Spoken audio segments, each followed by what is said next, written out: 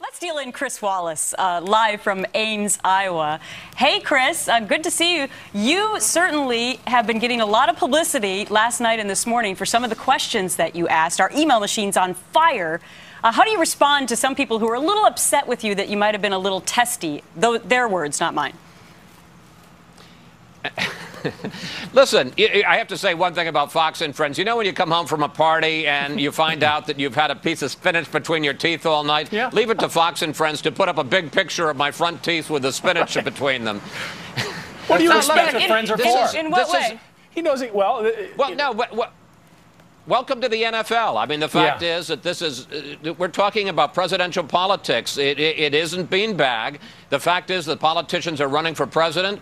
They're taking shots at each other. We're asking tough questions, probing questions. And if the politicians decide they want to take shots at us, we're fair game as well. Okay, well it's all part of the game. I was just asking what tons of our viewers are saying this morning, and I know you heard it before last night, too. I'm not saying it was right or wrong. I just asked you to respond to it. That was all. And Chris, we're going to play an exchange where we hear Newt Gingrich, and this really got the ball rolling. In fact, a number of people have suggested that Newt Gingrich was one of the winners last night because of the way he did go after the media. Before we play Mr. Gingrich, I want you to repeat the question you asked him that got him agitated. Yeah, real quickly, what I asked the speaker was, you know, one of the ways we judge candidates is the campaign they run, and I pointed out that his entire national staff and his Iowa staff walked out on him because they said that he was undisciplined about campaigning and fundraising, that at last report he's $1 million in debt. Right. This is his response. Well, let me say, first of all, Chris, that I took seriously Brett's injunction to put aside the talking points. And I wish you would put aside the gotcha questions. I'd love to see the rest of tonight's debate asking us about what we would do to lead an America whose president has failed to lead instead of playing Mickey Mouse games. Speaker Gingrich, if you think questions about your records are Mickey Mouse, I'm sorry. I think those are questions that a lot of people want to hear answers to, and you're responsible for your records, sir. And there you hear some booing right there. Chris, I didn't think that was particularly a gotcha question. I could think of some other gotcha questions, but certainly Newt Gingrich had a good answer. Besides, your role as a question asker is to ask hard questions, because if people can't answer a question from Chris Wallace, should they be the President of the United States? Well, and more importantly, how are they going to do when they face the Democrats next year? You know, one thing I think it's clear, all that talk from the liberal media that we're the mouthpiece of the Republican Party, or we're taking our talking points, and we took this very seriously in the debate. We were asking tough, probing questions, plenty of questions on the issues. We talked about immigration and health care, and most importantly, the economy, foreign policy. I'm sorry that Speaker Gingrich was unhappy with me. He also was unhappy with Brett Baer when he asked him a question about Libya. I guess it was something about shooting the messenger. Well, a lot of viewers, as Steve was saying, responded last night that they thought that Fox moderators were asking questions that kept the candidates on their toes and actually took them out of their talking points mode for once. It actually made a debate interesting. One of those questions came from Brett Baer about Governor Rick Perry, who is not in the room, and his name seemed to hover above. What was the sense there on the moderating panel, Chris? Did it seem like Governor Rick Perry's name was sort of hovering above the entire debate?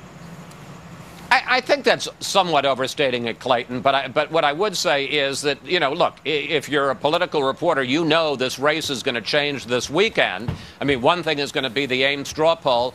I don't think you can win in Ames. It's not make, but it is break. And if some of these candidates who have particularly focused on Iowa were to finish very poorly, they might just drop out of the race.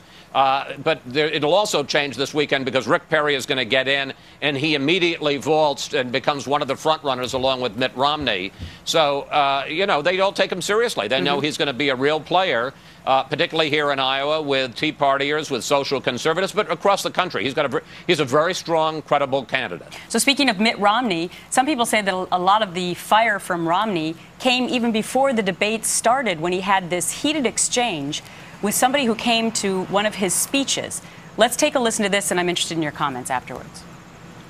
Yep. If you want to speak, you can speak. But right now it's my turn. I'm glad you're on Social Security. Hold on just a moment. Hold on just a moment. Hold on just a moment. You know what? I get a chance. I can let you speak in a moment. You came here to No, I came here to speak. The way this is going to work, is that you get to ask your question, I get to give my answer.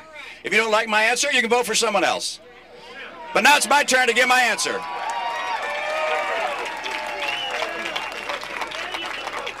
You ready for my answer? I'm not going to raise taxes. That's my answer. I'm not going to raise taxes. And if you want somebody that can raise taxes, you can vote for Barack Obama. Don't ever mess with a person with a microphone, Chris. Yeah, that's exactly right. Listen, I thought it was one of Mitt Romney's best moments in this entire campaign. He's kind of floated above the campaign. People say that he has been, so disengaged that he's part of the Mittness protection program. He showed some fire, and that's a good thing for a candidate to show. I remember Ronald Reagan back in 1980 during a debate saying, when one of the moderators wanted to cut him off, say, "I paid for this microphone." That's right. It's good for a candidate to show some fire. And again, I go back to my point involving Newt and all these candidates. This isn't beanbag. This is serious stuff. People are running to be the president of the United States. We take it seriously, and obviously they do, and the voters should. And I tell you what, there was a lot of fire between Michelle Bachmann and Tim Pawlenty. They were at each other. Michelle Bachmann is actually going to be your guest this Sunday on Fox News Sunday, right? Yeah, that's right. And I think it would be fair to say going into the Ames straw poll tomorrow, she's the favorite. So if she wins, she gets a boost. If she doesn't, there'll be questions as to why. We'll have an interesting interview with her Sunday. And you're right. One of the highlights of the debate, besides my little sparring match with Newt, was Pawlenty and Bachmann going at each other. I think there's only one ticket out of Iowa for the two of them, Exactly. And they were really pulling and tugging to see who's going to get it. All right. By the way, you don't have any spinach in between your teeth. Yeah, you look fabulous. You look good. Very handsome. Well, there's that. It's and bacon. Listen, Gretchen. Yeah. Gretchen, hi. I just want to say hello, Gretchen. Oh, thank you. I appreciate that. All right, we got to wrap it up. We got to do a couple headlines for Friday. We'll see you again next Friday. Bye, Chris. You bet.